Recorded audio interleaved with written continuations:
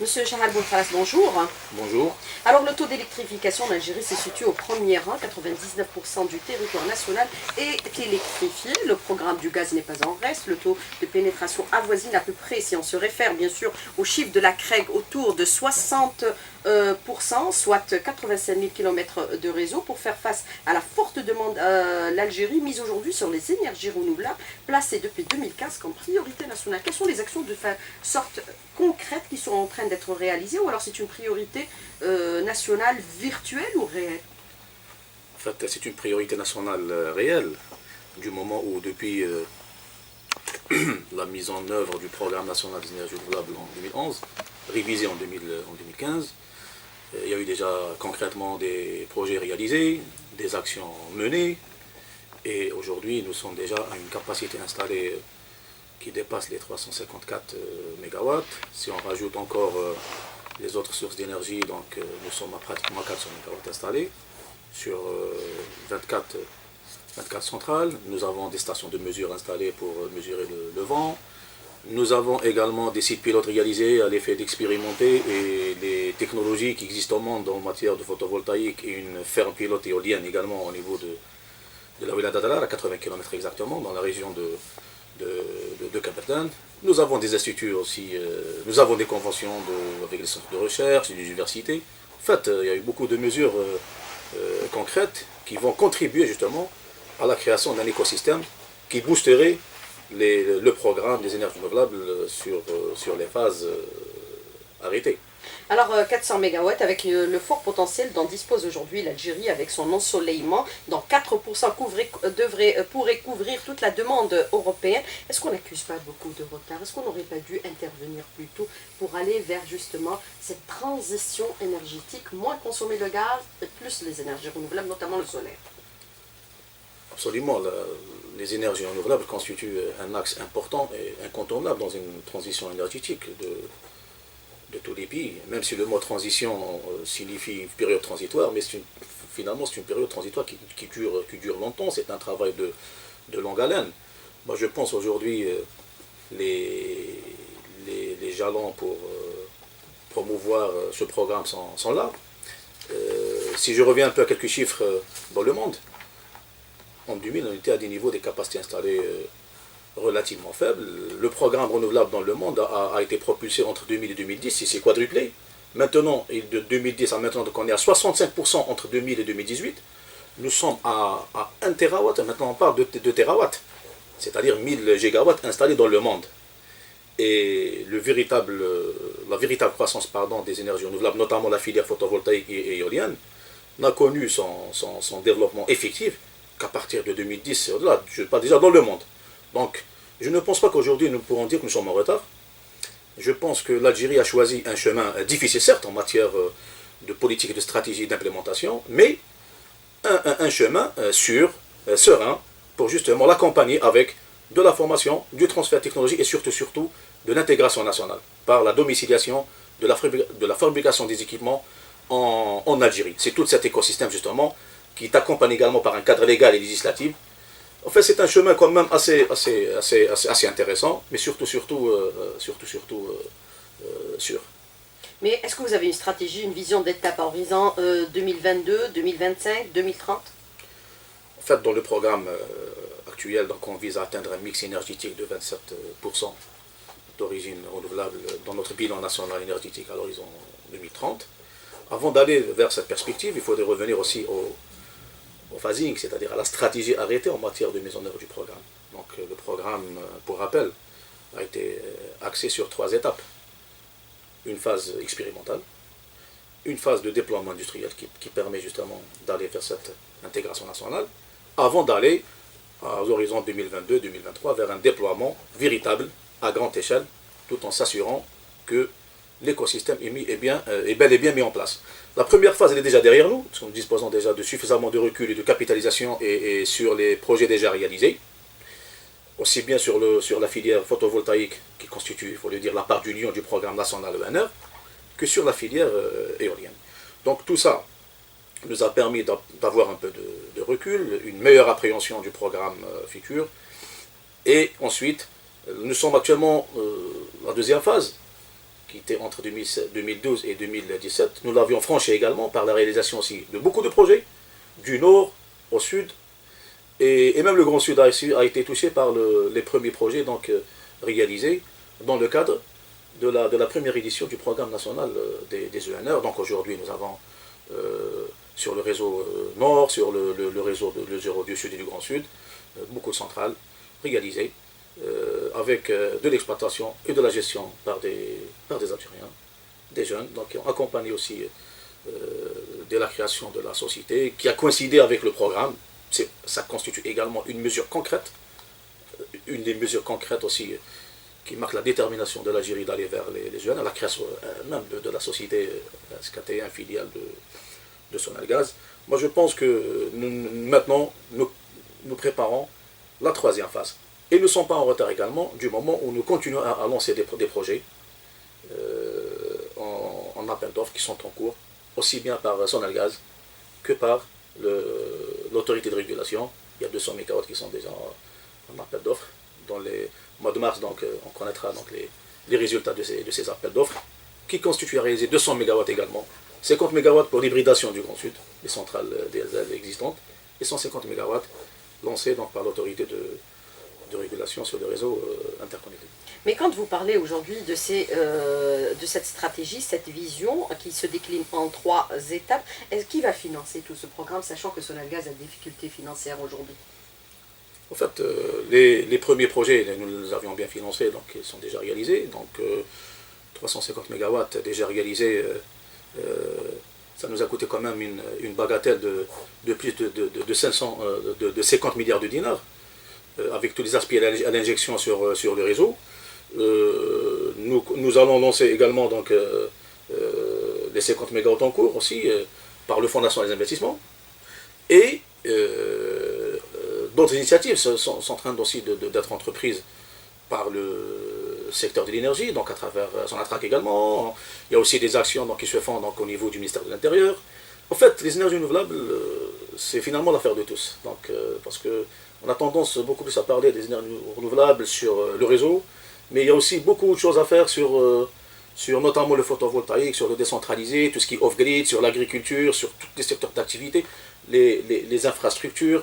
Et je pense que, et même ces petits ruisseaux aussi vont faire aussi les grands fleuves, comme on dit, et c'est tout ça qui nous ramène à l'horizon 2030 à réaliser donc 13,5 quand même gigawatts qui sera dédié sur les 22 à la filière photovoltaïque. Mais comment sera-t-elle financée? Ben, les financements, donc il y a toujours des montages financiers envisageables, les 13,5 MW, donc une partie on trouvera les financements qu'il faut. De toute façon, Sonalgaz jouera un rôle aussi dans ce cadre, mais pas seul. C'est un grand programme et nous aurons notre part à réaliser. Nous sommes en train d'examiner donc les solutions envisagées pour trouver donc les montages financiers nécessaires pour réaliser ce programme. La véritable question, c'est la rémunération du kilowattheure. Ce n'est pas beaucoup plus lié au cash qu'il faut pour réaliser les capex du projet. C'est beaucoup plus les mécanismes de financement sur la rémunération du kilowattheure, sachant que c'est des contrats à long terme. Implication de Sonatrach, c'est impératif. Tout le monde s'accorde à dire que sans Sonatrach, ces projets ne pourraient pas être réalisés. Quel est votre commentaire justement, monsieur Bolkharas? Moi, je dirais que chaque contribution pour concrétiser cette ambition programme, il faut le dire, c'est un programme très très ambitieux, c'est un des plus importants dans le monde. Aujourd'hui dans le monde, nous réalisons 100 MW en moyenne annuellement, depuis 2017, 2018 et à ce jour. 22 gigas, c'est quand même 25% déjà de ce qui se réalise annuellement dans le monde. Mais est-ce que vous avez dans la filière photovoltaïque. Moi je dirais, réaliser un programme aussi ambitieux, que ce soit par Sonatrach ou par Sonalgaz, c'est toujours bien. Et même par les autres opérateurs au niveau décentralisé, sur tout ce qui est off-grid, toutes les initiatives seront bonnes pour mener à bien ce programme, aussi bien par Sonatrach que par Sonalgaz. Et Sonalgaz doit jouer également un rôle déterminant d'acteur majeur dans ce programme, surtout qu'on dispose déjà d'une très bonne expérience, d'un très bon recul sur les projets réalisés. Aujourd'hui, les seuls projets réalisés en matière d'énergie renouvelable reviennent donc à Sonalgaz à travers sa filiale SKT1, donc les 24 centrales existantes. Et cela nous a permis de mieux appréhender, aussi bien sur le plan réalisation que sur le plan gestion et maintenance de ces ouvrages. Mais justement, par rapport aux 13 500 MW qui seront réalisés à l'horizon 2030, le PDG de Sonelgaz a fait savoir que 350 000 MW seront répartis entre 24 mini-centrales avec un champ éolien de 10 MW dans le sud du pays. La gestion et l'exploitation seront assurées par les nationaux eux-mêmes. Vous n'avez pas besoin de partenaires pour ces réalisations? Là, il s'agit des projets déjà réalisés, madame. Oui. Monsieur le PDG de Sonelgaz a parlé des projets déjà réalisés qui sont en service et qui sont gérés et exploités par SKTM, 100%. Oui, mais par rapport à la projection aussi des 13 500 MW à horizon 2030, il décline comment cela sera réparti pratiquement. De toute façon, nous sommes toujours ouverts à des alliances, à des partenariats gagnant-gagnant.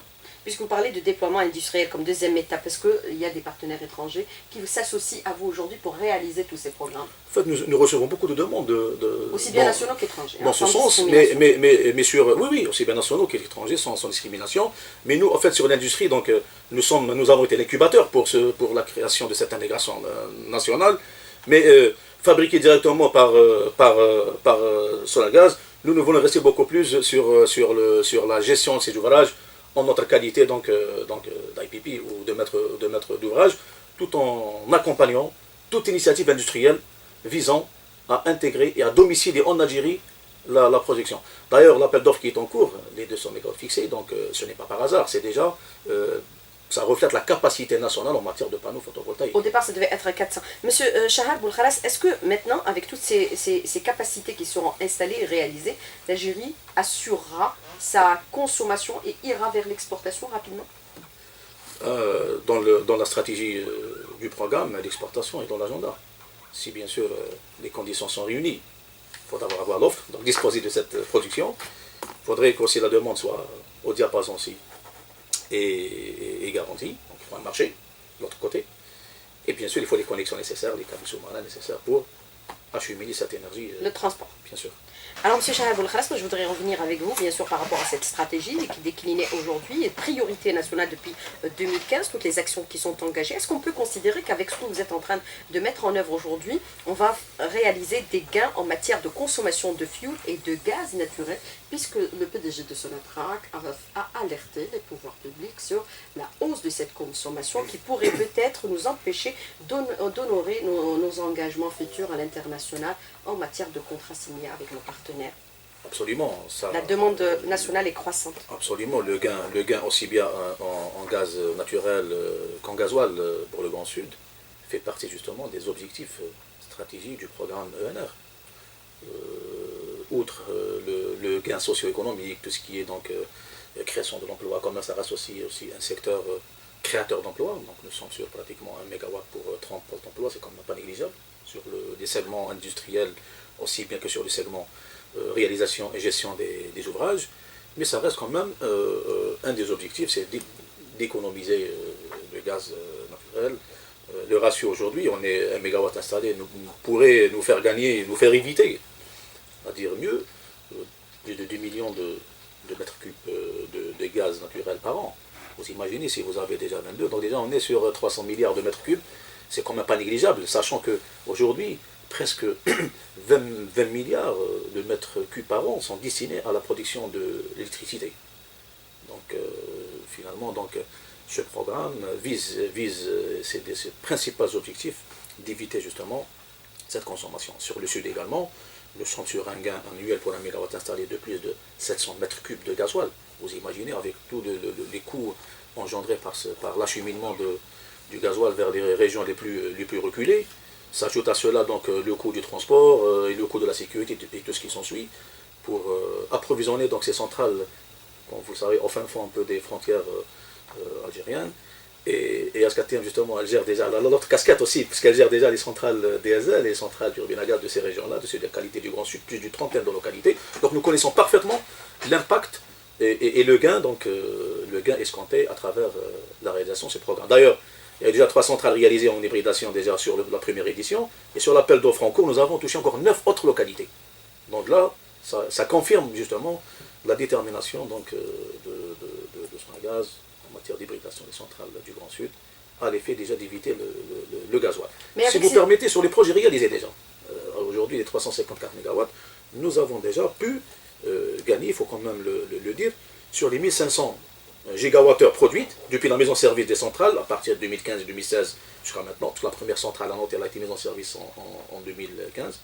Et par hasard, c'est celle de la centrale de Jarnet, donc au niveau du Grand Sud, qui fonctionnait jusque-là par le diesel. Non seulement nous a permis d'économiser 30% de la consommation au niveau de cette localité, mais tout le programme en entier a permis quand même de dégager plus de 500 millions de mètres cubes, vous imaginez, depuis la mise en service de ces centrales, les 22 centrales donc, photovoltaïques et la centrale éolienne, et nous faire éviter plus d'1,5 million de tonnes de CO2. Pas oublier que l'Algérie aussi s'est engagée en matière de protection de l'environnement dans tous les accords déjà signés et les critères certifiés. Mais est-ce qu'on peut considérer que les ENR, les énergies renouvelables, permettent aujourd'hui de répondre aux besoins de tout le territoire national? On ne connaîtra pas les difficultés que connaissait le Sud en été, dans les prochaines années. C'est ça votre projection aussi, c'est couvrir toutes les collectivités du territoire? En fait, les énergies renouvelables contribuent à l'amélioration de la qualité de service, mais la satisfaction de la demande en elle-même, aussi bien dans le Sud que dans le Nord, continuerait à se faire par les programmes de développement mis en place par Sonangaz dans le cadre des programmes de développement conventionnels. Mais est-ce que vous êtes en train de suivre le rythme de croissance de la consommation? Est-ce que vous avez des projections par rapport à la consommation? Absolument. À travers le programme, nous avons déjà des cibles. Nous comptons généraliser l'introduction des ENR au niveau du Grand Sud pour toucher la totalité. Nous avons un potentiel de 150 MW pour saturer le Grand Sud en matière d'hybridation des centrales. Et le programme, bien sûr, dans le Nord, il continue pour atteindre l'objectif ambitieux, donc, qui consiste à disposer d'un mix énergétique, pas des moindres, de 27% d'un mix énergétique. Aujourd'hui, madame, dans le monde, nous sommes à 18,2% de mix énergétique.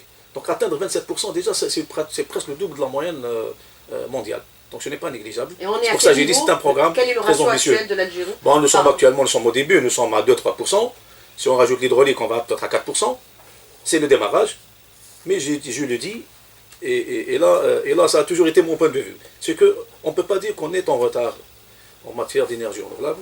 Pourquoi? Parce que pour peu qu'un système ou qu'un écosystème soit créé, que les conditions soient favorables, et c'est ce que le secteur de l'énergie donc s'attelle justement à mettre en place, on peut aller graduellement et même rapidement des mégawatts au gigawatt, et nous pouvons atteindre rapidement cet objectif. Surtout que nous avons choisi aussi, comme je l'ai dit, le chemin le plus difficile, c'est l'intégration nationale. Et à travers justement cette stratégie, je pense personnellement, je reste optimiste par rapport à la... Mais l'intégration nationale, vous êtes à quelle hauteur actuellement, monsieur Bolkhalas? Ça dépend des filières. Sur le photovoltaïque, bon, aujourd'hui nous avons du panneau, je sais qu'il y a des initiatives pour fabriquer les onduleurs, il y a du câble, on peut dire que nous dépassons déjà les 50%. La construction, elle n'est pas très compliquée, donc elle se fait aussi par les entreprises algériennes. Sur les premiers projets, nous avons introduit des entreprises algériennes locales sur les premiers projets, même s'ils ont été réalisés par des partenaires étrangers, mais ça nous a permis aussi aux Algériens et aux entreprises de capitaliser. Aujourd'hui, nous avons plus de 300 entre PME et qui sont en mesure de prendre en charge, sans parler des petits installateurs, de ce qui s'ensuit, prendre en charge cette filière, notamment le photovoltaïque, qui est quand même moins compliqué que d'autres filières en matière d'ENR. C'est pour ça que j'ai dit, avec tout ce qui a été réalisé, avec tout ce qui a été entrepris jusque-là, je pense que nous disposons d'une bonne capitalisation, aussi bien au niveau de Sonangaz qu'au niveau des opérateurs nationaux. Mais les répercussions sur, bien sûr, le monde du travail, la récréation d'emplois, est-ce que vous avez des projections? Puisqu'aussi, aujourd'hui, nous avons la machine un peu du travail qui est un peu enrouée. Déjà sur les projets réalisés, ça nous a permis de créer plus de 3000 postes d'emploi sur les projets réalisés déjà. On parle de 10 000 dans les prochaines années. Des directs, on parle même, non, on parle sur le projet des 22 gigas, c'est à l'horizon 2030, 1 mégawatt pourrait créer jusqu'à 30 postes d'emploi, répartis sur les segments industrie, gestion des ouvrages et même leur réalisation.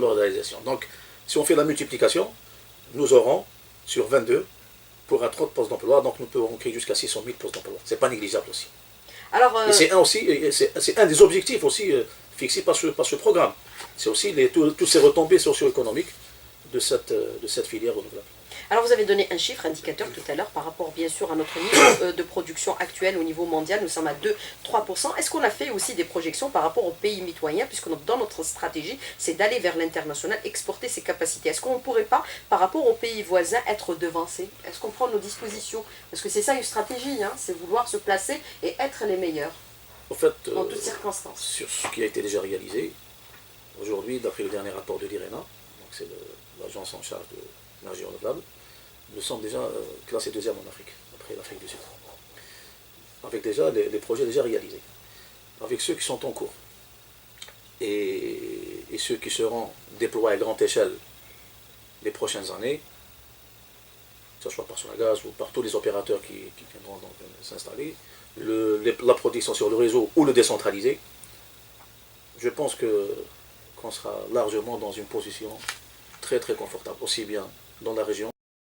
Nous sommes deuxième au rang, deuxième au niveau africain, après l'Afrique du Sud, mais beaucoup pensent aujourd'hui que nous sommes très loin, devancés par le Maroc. Quel est votre commentaire? En fait, nous ne sommes pas dans la même stratégie. C'est vrai qu'il y a des aspects de communication, et bien sûr, chacun défend donc, ses programmes et ses projets, mais nous ne sommes pas sur la même stratégie, ni sur les mêmes filières aussi. Nous avons nous avons choisi donc un chemin d'intégration nationale, un chemin qui va nous permettre de créer des emplois pour les Algériens. C'est un programme qui a été, je pense, mûrement réfléchi, avec une stratégie de déploiement très précise. Donc on sait où nous sommes actuellement, où nous allons arriver, comment nous allons le faire, qui va le faire. Je pense que c'est un programme, je considère personnellement, qui est très bien structuré, suivi personnellement par les hautes autorités, dans une priorité nationale. Et son excellence, M. le Président de la République, donc veille personnellement sur sa mise en œuvre et à travers aussi le secteur de l'énergie. Alors, des questions des auditeurs qui sont très nombreuses ce matin. Monsieur Boulkhalas, avant de penser à l'exportation, est-ce qu'il ne faudrait pas d'abord commencer par répondre à la demande nationale? Quelle est votre réponse? Avant de penser à l'exportation, est-ce qu'il ne faudrait pas d'abord commencer par répondre à la demande nationale? Votre réponse par rapport à la question de l'auditeur? Moi, je pense déjà avec disposer de 27% de production d'origine renouvelable d'un bilan national qui va atteindre d'ici 2030 un seuil important, c'est déjà pas mal pour l'Algérie. Exporter, c'est aussi, dans une dynamique aussi économique également. Faire rentrer aussi des devis, c'est aussi une excellente chose. Alors, autre question d'un auditeur qui vous dit aujourd'hui, Monsieur Boulkhalas, est-ce qu'il faudrait aussi, par exemple, aborder la question c'est-à-dire du consommateur qui devient producteur? Comment aller vers la démocratisation des ENR de telle sorte est-ce que ça puisse être utilisé aussi par les citoyens ou les consommateurs d'énergie? En fait, cette question rejoint ce que je développais tout à l'heure, c'est-à-dire c'est l'affaire de tous. Ça aussi, c'est un segment, c'est une niche. Tout ce qui est donc excédentaire de production, tout ce qui est kit individuel, c'est également une niche, comme tous les pays du monde. Et là, le citoyen pourrait également contribuer. Mais sur ce côté, donc, Sonalgaz travaille aussi sur cet aspect, parce que il faut aussi des préalables qui soient réunis pour justement atteindre ou disposer de cette possibilité. Il y a des réseaux intelligents. Tout ça, c'est des chantiers aussi ouverts par Sonalgaz. Donc, il y a des compteurs intelligents, il y a des réseaux intelligents pour pouvoir gérer donc, ces flux bidirectionnels, là, parce que finalement, donc, il y a de la protection il y a des flux de part et d'autre. Et je pense que ça pourrait également constituer une des niches qui pourrait contribuer justement dans le mix énergétique à l'échelle individuelle.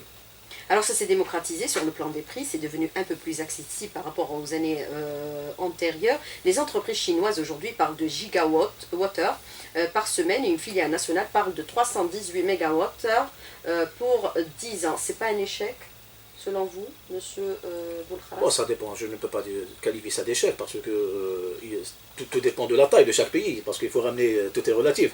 Quand vous avez une production en Chine de plus de 1200 ou 1300 gigawatts installés de production conventionnelle, dont je dis bien 75% c'est du charbon, c'est normal que si la Chine réalise chaque année, elle met sur le réseau 50 gigawatts d'énergie renouvelable, je pense que ça reflète la taille de la capacité installée, de la population. La Chine c'est 1,4 milliard également, l'Algérie c'est 42 millions, et je pense qu'il faut ramener ça au ratio, au pourcentage, donc 27% c'est bien. Le chiffre que vous avez donné, la question que je vous repose, il représente combien dans le cadre du mix énergétique chinois? C'est vrai qu'il y a une très bonne dynamique en Chine en matière d'introduction des ENR, mais même la Chine veut aussi aller vers des chiffres assez importants et réduire beaucoup donc l'énergie fossile dans leur bilan énergétique. Alors, quel est le prix de 1 MWh par, bien sûr, les ENR aujourd'hui? Est-ce qu'il peut être accessible à tous les citoyens? Monsieur Boulkhalas, la question de l'auditeur. Bon, on parle aujourd'hui On parle aujourd'hui d'un dollar pour 1 mégawatt ou pour 1 kilowatt installé. C'est un peu la moyenne sur les productions. Ça peut être moins. Donc tout dépend donc des conditions, de la qualité des équipements utilisés, de la manière auquel on dispose des études et des autres équipements aussi qui gravitent autour.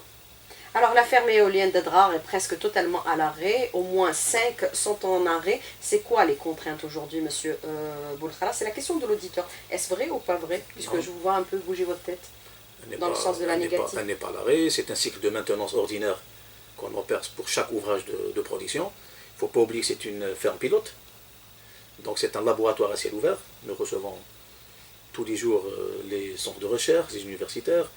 Nous avons même aménagé des infrastructures d'accueil pour permettre aux stagiaires d'apprendre sur cette centrale, de disposer d'un recul nécessaire pour un peu voir le comportement de l'éolien en Algérie, sachant que c'est la seule ferme éolienne qui existe en Algérie et qui a été mise en service en 2014 et qui est rentrée dans la première phase que j'ai évoquée tout à l'heure, la phase pilote ou la phase expérimentale.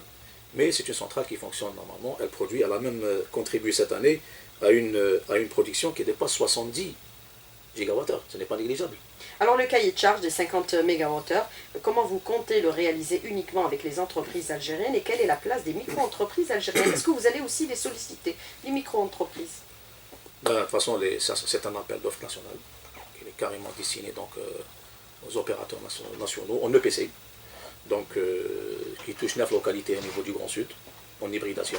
Donc il y a des centrales déjà existantes en DSL que nous allons venir à côté, installer des centrales photovoltaïques, comme on l'a déjà fait pour les 3 centrales existantes, à savoir Janat, Tindouf et Tamaraset.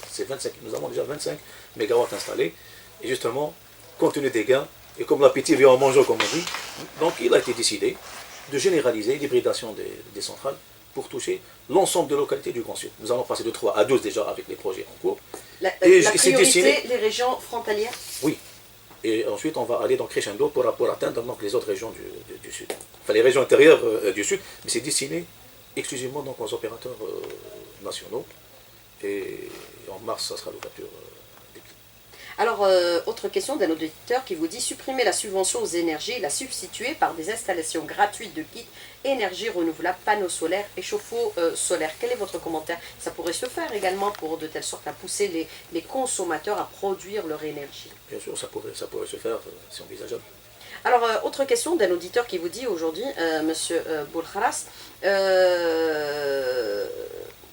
est-ce qu'on peut considérer aujourd'hui qu'on n'a pas d'autres alternatives que d'aller vers le solaire qu'on a négligé depuis des années, puisque notre gaz aujourd'hui, on n'arrive pas, avec la forte consommation qui augmente d'année en année à hauteur de 8%, on n'arrive pas à exporter les quantités suffisantes de telle sorte à avoir de la devise, et également le pétrole pour le fuel, hein. C'est la même chose. C'est ça l'objectif, de travailler dans une stratégie commune, Sonatrach, Sonelgaz. C'est le même secteur, et c'est un vase complètement communicant, donc chaque mégawatt ou kilowatt installé en photovoltaïque, c'est du gaz évité. Et bien sûr, les centrales que nous avions réalisées, avec le gaz que nous avions fait, c'est plus de 500 milliards 500 millions de mètres cubes de gaz déjà économisés. C'est comme un investissement qu'on découvre maintenant et qu'on laisse pour les générations futures ou développer d'autres secteurs d'activité. Le prix de revient pour le consommateur, le prix de revient pour le consommateur, puisque maintenant la question de la subvention du prix de l'électricité est en débat. Bon, il faut le dire que l'État continue toujours à soutenir les tarifs pour les citoyens. Mais avec bien sûr l'élargissement des ENR, est-ce que les prix seront les mêmes ou devront automatiquement augmenter par rapport aux grands investissements qui seront réalisés? Aujourd'hui, au contraire, il faut dire que maintenant le photovoltaïque se croise avec le conventionnel. Ça devient pas cher. C'est pour ça que j'ai dit, depuis 2010 à ce jour... c'est le gaz, c'est l'utilisation du gaz dans Absolument, et c'est ce que justifie justement... Beaucoup ne savent pas que c'est le gaz qui fabrique l'électricité. Absolument, et c'est ce que justifie justement les taux de réalisation et les évolutions. Vous savez, maintenant, chaque année, on évolue de 20% de capacité supplémentaire photovoltaïque dans le monde. Donc l'Algérie va s'inscrire justement dans cette dynamique déjà mondiale en matière d'introduction des ENR, notamment de la filière photovoltaïque, de par l'avantage qu'elle procure pour l'Algérie, disponibilité du potentiel, le coût maintenant qui devient moins cher même que l'éolien, il faut le dire. Depuis 2 ans, c'est moins cher que l'éolien, et également le potentiel donc, que le bon Dieu nous a donné. C'est le solaire. C'est le soleil. L'ensoleillement de l'Algérie pourrait couvrir 4% de l'ensoleillement de l'Algérie pourrait couvrir tous les besoins en Afrique. Et c'est la raison, plutôt en Europe. Et c'est la raison pour laquelle Ultrator avait dit que laisser une lampe allumée, parce que je voulais reprendre cette citation, c'est gaspiller du gaz parce que nous fabriquons de l'électricité à partir du gaz. Alors, dernière question de cet auditeur qui vous dit: l'Égypte possède une ferme gigantesque d'éoliennes le long de la mer Rouge. Où en est-on par rapport à l'Égypte? Est-ce qu'on prend en considération bien sûr la concurrence mondiale sur cette question, par rapport à cette question? En fait, sur l'éolien, donc l'Algérie, dans sa stratégie, donc, nous avons mis un préalable, ce qui consiste à faire des mesures terrestres par des stations. Nous avons mis en place depuis 2 ans des stations de mesure du vent. Il y a à peu près 14 stations installées au niveau national qui sont un préalable pour mesurer les mesures terrestres. Nous avons des études satellitaires, mais il faut aller vers les mesures. Et aussi, nous avons installé une ferme éolienne. Nous allons attendre un peu le retour d'expérience, disposer d'un potentiel fiable pour ensuite donc aller mettre en œuvre des programmes éoliens. Vous êtes optimiste? Très optimiste. Monsieur Chahab Boulkhalas, merci d'avoir répondu à nos questions et d'avoir été en direct avec nous ce matin dans le studio. Merci beaucoup, bonne journée. Merci madame, bonne journée à vous aussi.